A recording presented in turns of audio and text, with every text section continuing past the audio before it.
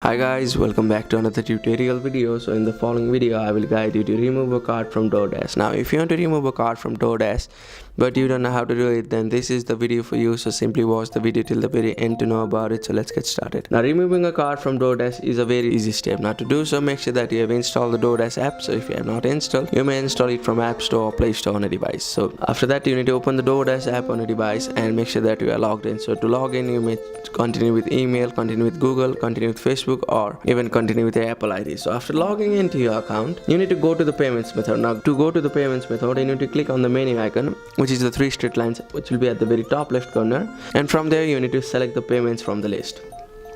So after selecting the payments, you need to find the card you want to remove. So tap on it and look for the option of delete or remove option. So after doing all of it, you need to simply confirm the renewal. The thing is that you must have at least one active payment. So if the card you want to remove is only one, you will need to add another payment method first. So after adding the payment method first, then you will be able to remove the payment method.